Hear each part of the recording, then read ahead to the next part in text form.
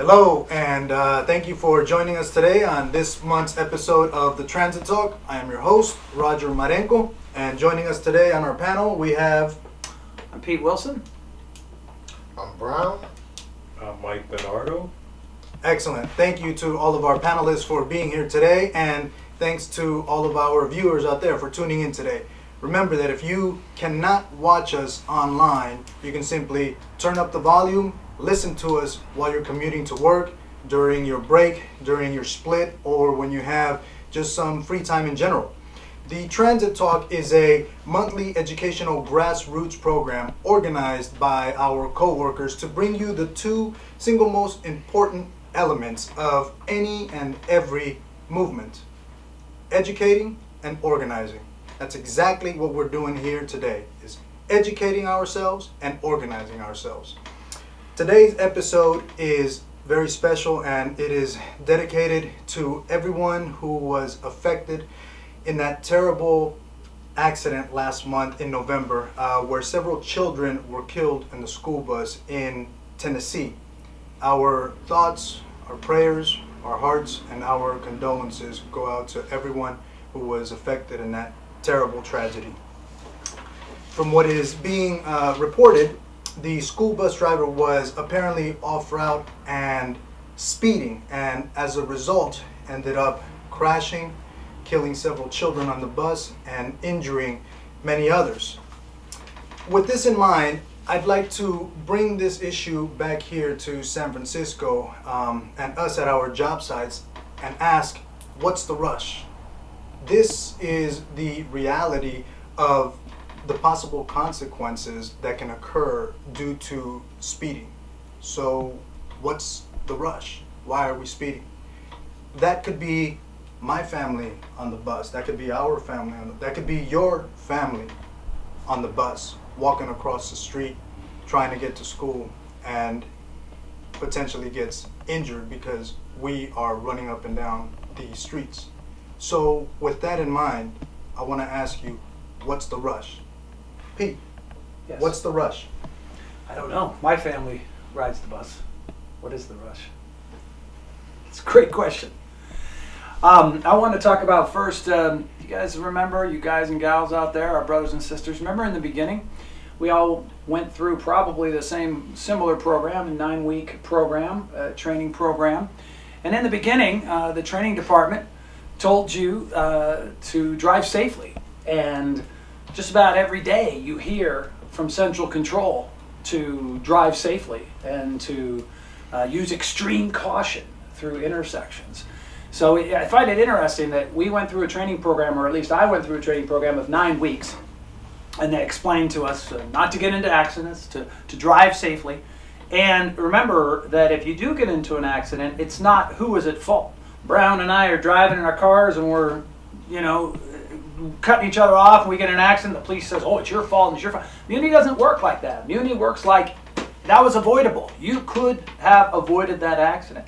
So once we graduate and get that diploma, go through that ceremony, then they send you to your division. And they sent me to Flynn about 3.5 years ago. And I went and got with some line trainers. And what do the line trainers do? The line trainers, many of them say, hey, we're going to teach you now how to drive in the real world. Good, okay, the Muni taught you how to drive safely. We're going to tell you how to drive in the real world. I had a line trainer when I went to trolleys, and we first, I was out there standing waiting for him to come to the bus, the trolley coach, and he wasn't showing up. I went looking for him, and then I come out and he's driving away. Wait, because he just showed up like 3 minutes before he was leaving. And he starts driving away. Okay, I got on the bus, the coach with him, and we drove, and he says, okay, first, come on, we're driving the 33, and he takes me to Starbucks. I mean, take me to Starbucks, he took himself to Starbucks, and all the passengers that were on the coach. And he goes, set the mirrors, and I'll be right back. And I'm sitting there with like 10 passengers on a coach at 5:30 in the morning. And then he comes back out 10 minutes later, and we're driving the 33, and I'm driving up to intersections, and instead of, okay, good job, slow down, hit the, stop. You know what he started yelling at me? Getting to the closest stop. Mash it, go! I'm teaching you how to make the schedule. So that was my experience of line training. Did anybody else have anything to say about line training? I'm teaching you how to make the schedule. Yes. That's interesting because somebody mentioned to me a few days ago. They said, "Wow, I'm late every day," and then I told this opera. I said, "You know, you're not late. The only time you're late is when you show up to work late. The only time you're late is when you make it to your relief late. That's the only time you run late. If you're pulling in late to the station, simply fill out an overtime slip. This here is an overtime slip. You know, I did the math.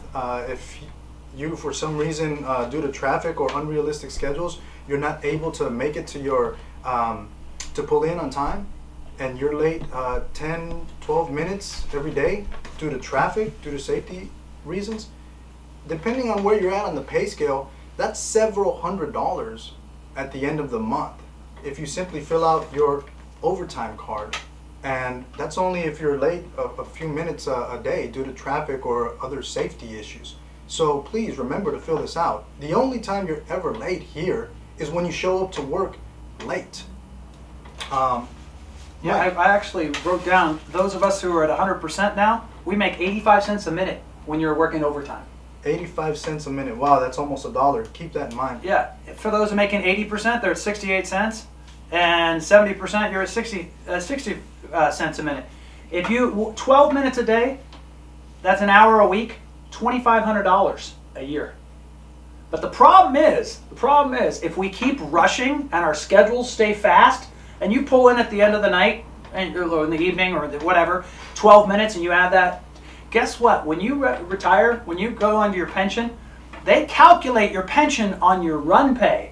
That $2,500 does not get calculated in that.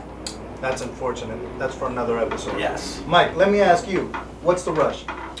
There shouldn't be any rush. But when I first came to Muni, the line trainers, most of them didn't tell you to rush. They told you ignore the paddle. They said, and if you can't see your follower in your mirror and you don't see your leader ahead of you, you are on time. They said, don't rush. There was one guy that now he drove so fast that Mario Andretti would seem like a slowpoke by comparison, and he would show you how to drive fast so that you could get more recovery time, but no one else did, because the fact that it was everybody understood it's dangerous. And plus, you're telling management you have too much time, and that means they will cut the running time. You just mentioned recovery time. Oftentimes, operators are speeding up and down to get those 3 or 4 minutes at the end of the line. That recovery time is for the bus to try and get you back on schedule. Remember that. If you have a personal necessity, you're more than welcome to call in a 702. On page 3-3, a 702 clearly states a 702 is not a restroom break. A 702 is a personal necessity. Whatever your personal necessity may be, that is your personal necessity. It is not a restroom break. If you're diabetic, if you need to have an apple and it takes you 10-15 minutes, if you need to stretch because you've been sitting down on the bus for the past 6, 7, 8, 9 hours straight through, your personal necessity is your personal necessity. It is not a restroom break for you to get out of the bus, run as fast as you can to the restroom, and then run as fast back, back as fast as you can to call in Central saying, hey, I'm done with my 702. That was 1 minute and 30 seconds. That's not a 702, you guys. It's a personal necessity. Please keep that in mind. Brown, let me ask you, man, what's the rush? Why are we rushing up and down the streets? Why do you see operators rushing up and down the streets? Well, I pretty much don't know. I mean, it's a lot of traffic. I mean, you want to be the school rush. You know, get to your relief early. A lot of people live across the bridge, so just trying to get off work after a hard working day. They seem to want to speed a little bit, you know, to get to to the end of the line. To get to the end of the line, to make it home on time, right? Yeah, to make it home. They don't want to fill out no overtime, no 12 minutes. They don't want to have to go back to the division. They don't have time for no, even if it's 15 minutes. I mean, it's not worth them fighting the traffic to get, after driving all day, you trying to make that BART that you finna get on, you trying to make it across the bridge. You know, everything is timed. So they feel if they get off at 3:30, they should get off at 3:30. Now, given the situation here in San Francisco, small streets, congested streets, critical mass at the end of every month, the bicyclists, pedestrian, everything that we have going on, Uber, Lyft. I mean, what would you recommend as a feasible solution in regards to this? It's very dangerous. I mean, you see a lot of accidents every day, you know, especially the Uber drivers. You got the bikes, you got skateboards, you got a lot of stuff that you really should slow down. I say slow down. I drive slow, but I'm down in the city, so I'm not in a rush to get there, and I fill out my overtime sheet. I don't have no problem with them. They always pay me my overtime. So. Do you drive the speed limit, Brown? Yes, sir. Do you speed up and down the streets? No. Why not? Because it's dangerous, and that's the way they train me at Muni is to drive safe. You know, pull into the buzz zones. When you pull into the buzz zones, make sure that the elderly sit down. Nobody's over the yellow line. Make sure they just sit down so they won't fall, because a lot of people trying to speed to make that light, and then that's when you got an incident. Somebody always fall down, and people barely got their balance on the buses, especially when you're going up and down hills at Woods. You know what I mean? We got a lot of hills. I'm glad that you mentioned that, because I wanted to ask Mike, you had a very somewhat interesting story to tell in regards to the F line in particular, when it was just so impossible to make the schedules. I think you had mentioned that they had to switch you back, everybody at a certain location. Oh yeah, lots of us were switching back at Pier 39 and at Noe, and it wouldn't necessarily be every single trip, but it would be more. It would be probably about half or a little over half of all your trips, and it'd probably be, and it wouldn't be the same people each time.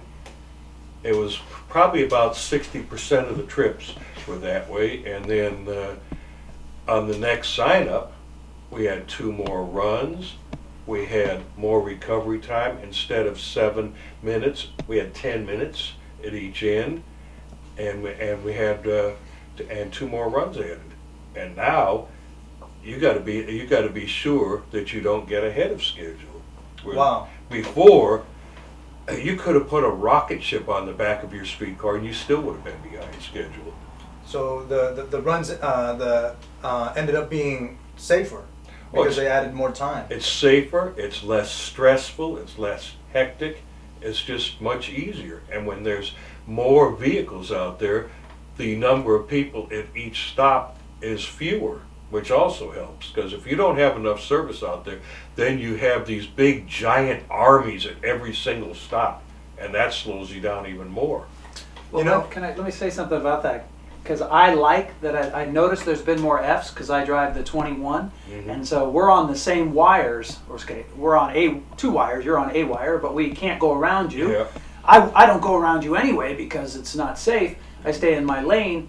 But the problem is these guys showed that it was too fast. They adjusted their schedule, and now the F has 4 or 5 more minutes to get to the end of the Ferry Plaza than the 21 or the 5 or the 6 or the 7. So you're sitting there, and we're on wires, so we can't do all this. But if you got the 38 on one schedule, you got the 9 on another schedule, we're all coming on to market with different schedules. That's not safe. Do you know what I'm saying? In my world, we should all come on to market and all have the same schedule, so we can all just cruise down like this, because as Muni pointed out during training, the 2 most dangerous spots is 1 is the intersection and 2 is changing lanes. So when you give Brown drives the 9, you drive the 38, I drive the 21, he drives the F. If we're all, and right now the 21's on motor coach. What if the 4 of us were all going down Market Street, all trying to get on our schedule at the same time? No, but you That talk. causes Not safe. accidents. But Yeah. you talk to just sit back. I mean, once I see the F line, it's a wrap. I mean, you Yeah. just stuck behind them. You can't go to the island. I mean, to the curbside stops. Yeah. So you gotta stay in that lane and just. You're actually supposed to back up. Yeah. It's supposed to be spaced out blocks. So I kill a couple of lights to let them Yeah. get ahead of me. You know, one of the points that you had mentioned earlier, Brown, reminded me of something. My personal belief is that you are not a good operator simply by making the schedule every day. My belief is what makes you a good operator is following the speed limit, making sure that the elderly are sitting down, ensuring that the disabled have some sort of seat. That's what I believe makes you a good operator. Not running red lights, making complete stops at stop signs, not making the schedule. What do you guys think about that? I agree. Well, can I read to you the Executive Director CEO Safety Policy for Muni? Yes. I found this online. Any of you can find it You want to talk online. about Muni? Oh, it's online? No. Yeah, You it's wanna online. Talk about Muni, bitch. Hey, our rule book is online. If you want Wow. to, if you want to find that, if anybody wants to see it. By the way, vulgar language is against Muni policy. I had some vulgar language on my bus today, if you can believe it. All right, Executive Directors and CEOs Safety Policy. It is the policy of the SFMTA that all employees and contractors of the agency are expected to conduct their duties safely, aimed at preventing, controlling, and minimizing undesirable events, such as customer or employee injury, equipment or property damage, protection of the environment, or degradation of the system safety in any SFMTA function. Employees and customers are SFMTA's most important assets, and their safety is among the SFMTA's greatest responsibility. That's what Muni says. Yeah, that's what they say. That's what they say. How come we're not listening? Oh, I'm listening. I drive safe. Yeah. Too many of us have No, I mean an we ego are problem. Too many of us have an ego problem. In regards to the schedules, I believe that's really that's accurate. Yeah, we try and make our jobs dependent on making the schedules as opposed to being safe, and that's why I tried to make this point that making the schedule is not what makes you a good operator. What makes you a good operator is, like I had mentioned before, making complete stops, not running red lights, ensuring that the elderly people are sitting down, that the disabled have some sort of seat. That's what I believe makes you a good operator, not making the schedule. What do you think? Anything else? Any other comments about that? I see your story as a somewhat of a victory. Would you say it's a victory on the F line in terms of acquiring more running time? Sure, In it's a terms of victory. less stress, less headaches?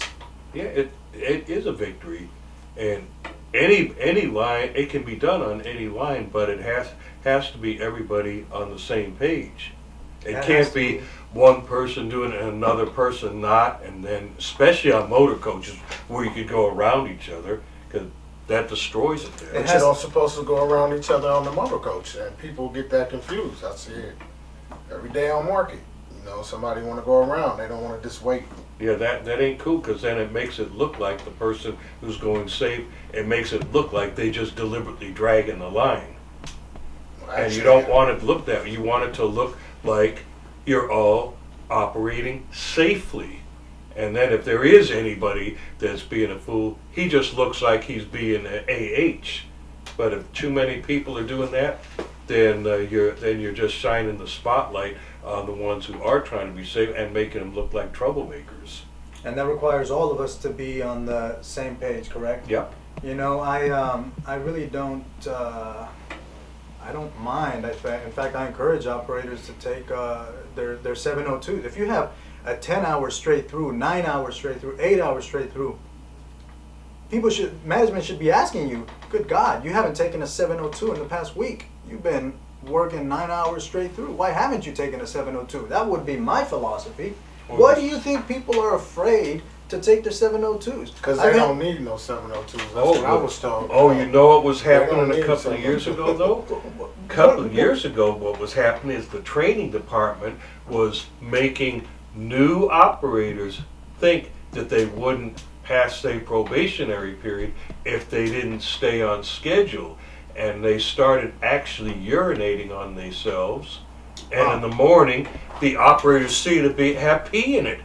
Wow. And not one or two, it was lots of them. And we found out because the training department was making them feel like they'd be fired if they didn't stay on schedule. So then Haley put out a memo telling everybody, you must take your 702s at the end of the line. Do not try to hold your urine because that is dangerous to your health. He actually had to put out a memo doing Wow. that. But they were actually trying to imply to new operators that they wouldn't make their probation if they didn't stay on time. So someone Wow. did a study at Berkeley and found that 22% of ACT, what's it called? AC Transit. AC Transit. Oh. Thank you, ACT Theater downtown.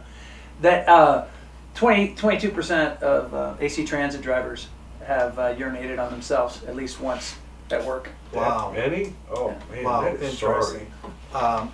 Hey, I wanted to ask you, Brown, what were we talking about before? Because there's somebody at Central who used to be in the training department. He was the head of the training department. And when I hear him at Central Control, I feel good because I know that guy was always looking out for us. And he says, when you see a hazard, what does he say to do? Stop. Stop! Call. Call! Ask for help if you need help. I mean, it's crazy. There'll be two double parked trucks and people will try and go around it. That's even the construction sites that's in the city. They very dangerous. They got holes in the ground, and you just stop. Yeah. You call Central Control. They don't give you no trouble over stopping until it's safety if they trying to make you pursue in a danger. That's going to be on you. Yeah. Well, I called Central Control the other day on the, was that 31? 21, excuse me, 21 going outbound. I said, I'm calling, I'm at Van Ness, I'm 10 minutes late. You know what the guy said? He said, oh, when you go back inbound, why don't you switch back and forth? I'm like, okay. So those of you who don't call Central Control, feel free to call Central Control. It's the rule. And some people are not in favor of calling because they call, okay, thanks, stay on schedule. Okay, do the best you can. Okay, thank you. Or just nothing. So if we all called Central Control every time we were 5 minutes late, they might move it to 10 minutes, first of all, because 5 minutes is too short. But they might adjust the schedules. Yeah, if enough people were doing it, they would. Two questions or comments. One, Brown, you said that in regards to 702s, they don't need it. Explain that a little bit more. Why are operators afraid to take a 702? I don't think they're afraid. They just they really fast drivers. They can get to. Fast meaning unsafe. Well, they say they haven't had an accident yet, so they feel that They think they can do it. they keep making the schedule. They never call 702s. They're very proud of it. I never call 702. I'll be like, okay, give me your 702. Have you ever used a 702? Oh yes, I have to use a 702. As have I. A lot of tough routes. A lot of people. And they don't give you no problem with it. It's just you get overwhelmed by waiting for the people, dealing with the public. A lot of rough lines. So you don't want to. You got to keep your composure each time. Each bus stop, you got to control your composure. I agree. My personal recommendation to anyone out there who has a 8 hours straight through, 9 hours straight through, 10 hours straight through. I have 10 hours straight throughs on Saturdays. Please take a 702. Take a 702. You're working 8, 9, 10 straight hours. If you have a 3, 4, 5 hour, 6 hour split, you probably do not need a 702. But if you're on a 10 hour straight through, you should be taking. You need a 702 when you need a 702. Because that 702 can save somebody's life, first of all. Yeah. So if you got 2 hour, or 3 hour, it don't matter. You're still entitled to it. You're entitled. You don't know when your stomach gonna start acting up on you. Or when your personal necessity. Yeah, you don't know what's going on. So you gotta take it when you're feeling overwhelmed, because you don't want to flash on somebody with the attitude. Because we gotta be customer service. Got it. So to stay on point, you gotta be with the 702. Correct. Pete, I wanted to ask you, in regards to our topic being what's the rush? You had mentioned something interesting to me a while back in regards to, I think, some supervisors asking you to Speed up. something like that. Yeah, I was driving the 45, and so it was an inspector who spoke Chinese, and I said, "What does man man mean?" And he says, "No man man, fati fati." And for those of you who don't speak Chinese or don't Cantonese, man man means slowly, slowly, or take your time. And a Chinese passenger taught me that, like to elderly Chinese. But a lot of drivers and a line trainer taught me to say "fati fati," which means hurry up. And so I asked this inspector what man man meant. He goes, no, fati fati. So if you were driving the 24 to Visadero and you go through Pacific Heights and one of the Gettys get on your bus and you said hurry up, and then if you maybe drove down through the Mission and Roger's mother was getting on, and does your mother speak Spanish? Yes, she does. Okay, I thought so. And you said, "Más rápido! Más rápido!" And then you go over the hill, you go down the Bayview, and you say, "Hey, get on the bus! Hurry up! Sit down!" I don't think people would like it. So even though this inspector, we're supposed to listen to inspectors, I've been told that. But that's one thing that I'm just going to throw out with the bathwater, which is do not yell "fati fati" at the Chinese passengers. That's just not cool. No, that ain't cool. It's not cool at all. Well, friends, it appears that we are running out of time. So in closing, I would like for our panelists to give their final comments briefly, 30 seconds each, to our coworkers and just to the general public out there that's listening and watching us in regards to our topic of discussion for today. What's the rush? Pete, 30 seconds. All right. I just want to say, as Brown brought up a good point, he's saying people who live outside of town. Unfortunately, I'm lucky to still live in the city. But it's whether or not you're living out of town, whether or not you're living in town. I've got a 10-year-old and a 7-year-old daughter, and it's happened before that I say, "Oh yeah, I'll pick up the kids," like 10 minutes after my schedule. That is not a good idea to set up an appointment right after your work. Because as you mentioned before, like some people want to get off on time. California state law says if your company wants you to work overtime, you work overtime. If you work down at Popeyes on Divisadero and they say, "Oh, hey, you need to work." "Oh, well, no, I got a date." "No, we need you. So-and-so didn't show up. California state law, you need to work." So do not set up things immediately after, because that makes you rush and that makes you stress, and that's not safe. Great point, Pete. Thank you for that. Mike, 30 seconds. Okay, don't run hot. If you run hot too much, management sees it as you having too much time, which means they will cut the runs, and then you will have to go that fast all the time, or else have to go back to the division and fill out an overtime card. And by running hot, you mean don't leave 5 minutes before your scheduled time. Yeah, don't leave before your scheduled time, don't go through red lights, don't keep it floored and all that stuff. Got it. Brown, 30 seconds. Just want everybody to be safe. Make sure everybody's family get home by driving safe, waiting for people to sit down on the bus, making sure people stand behind the yellow line. I see a lot of coaches out there, they don't enforce the yellow line. If somebody falls across that yellow line, whether it was your fault or not, you're going to get the charge for it because that's federal law. That's right. So, please, have everybody stand behind the yellow line. How I say that word again, Jackson? One move, all move. So, it's every operator take that and make sure they're behind the yellow line. That's a start for some kind of unity and safety. Fantastic. Don't move the coach if they're not behind the yellow line. Pop the brake. What you in a rush for? What's the rush? Safety first. What's the rush? That's all I got to say. Great words of wisdom. Thank you. Once again, this episode is dedicated to that unfortunate, terrible accident that occurred last month with the children on the school bus. Our hearts, our thoughts, our prayers, and our condolences go out to everyone who was affected last month. If you would like to be on the show, please contact us, or if you have any questions, comments, concerns, feel free to email us. Our email address is thetransittalk@gmail.com. Don't forget to subscribe to our channel. You can also follow us on Twitter at The Transit Talk. From all of us here to all of you out there, we wish you happy holidays and a happy new year.